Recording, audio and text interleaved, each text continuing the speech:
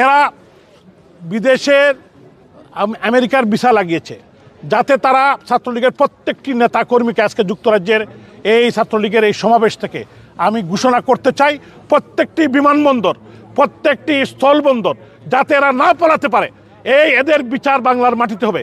মাননীয় প্রধানমন্ত্রী রাষ্ট্রনায়ক শেখ হাসিনা এখনও দেশের প্রধানমন্ত্রী, এখনও উনার পার্লামেন্ট আছে, উনার ক্যাবিনেট আছে এবং উনার সরকার আছে, এবং এরা কিন্তু জোর করে উনাকে পাঠিয়েছে।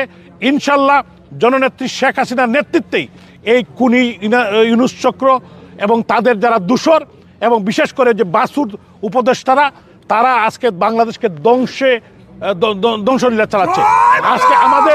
আজকে 5 তারিখের 5ই আগস্টের পরে 450 জন ছাত্রলীগের অনেক নেতৃবৃন্দ সহ আওয়ামী লীগের, যুবলীগ, ছাত্রলীগ, স্বেচ্ছাসেবক লীগ, শ্রমিক লীগের অনেক বোনদেরকে, মা বোনদেরকে রেপ করেছে। ডাকাতি, চুরি, ছিনতাই, দ্রব্যমূল্যর ঊর্ধ্বগতি সহ এবং প্রায় 300-র উপরে তারা ইন্ডাস্ট্রি বন্ধ করে দিয়েছে। এবং চাঁদাবাজি, এই যে বাসুর উপদেষ্টারা তারা কিন্তু চাঁদাবাজি করছে, কোটি কোটি টাকা তারা চাঁদাবাজি করছে। এদের বিরুদ্ধে সোচ্চার হতে হবে, দেশবাদীকে ঐক্যবদ্ধ করে। অতীতেও কিন্তু কোনো গণতান্ত্রিক আন্দোলন বেঁচে যায় নাই, কোনো রক্তপাত বেঁচে যায় নাই। আমার এই শহীদ ভাইদের বোনদের রক্ত বিতা যাবে না বলে আমি বিশ্বাস করি। এবং প্রায় 3200 পুলিশ সদস্যকে তারা হত্যা করেছে। এরা কি মানুষ না? এদেশের মায়ের সন্তান না? কিভাবে একটি বোন, পুলিশের একটি বোন বলেছিল আমি অন্তঃসত্ত্বা ভাই, তারপরে তাকে হত্যা করেছে। 16 জনকে জ্বালিয়ে ফুরিয়ে হত্যা করেছে। ধানমন্ডির 32 নম্বর বা জ্বালিয়ে ফুরিয়ে তারা সারকার করে দিচ্ছে।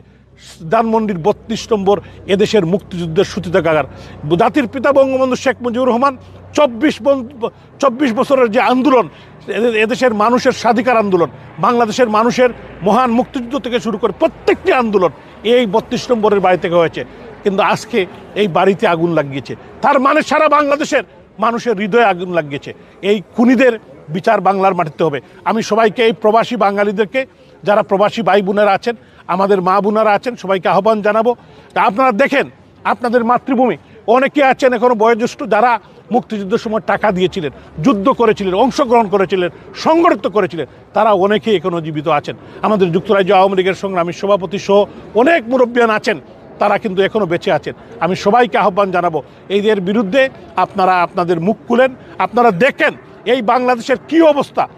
এবং আমাদের কোমলমতি শিশু যারা, আমাদের ছাত্র সমাজকে অনেককে তারা ভুল বুঝিয়েছিল, তাদের সাথে আমাদের কথা নাই। কিন্তু এই খুনি চক্র যারা তথাকথিত উপদেষ্টা, যারা তথাকথিত সমন্বয়ক, যারা এই দেশকে ধ্বংস করে দিয়েছে, আমার বাংলাদেশ, আমার প্রাণের বাংলাদেশ, যে বাংলাদেশ 30 লক্ষ মানুষ, 3 লক্ষ মা বোনের সব্রমের বিনিময়ে স্বাধীন হয়েছে, সেই দেশকে আমরা ধ্বংস হতে দিব না।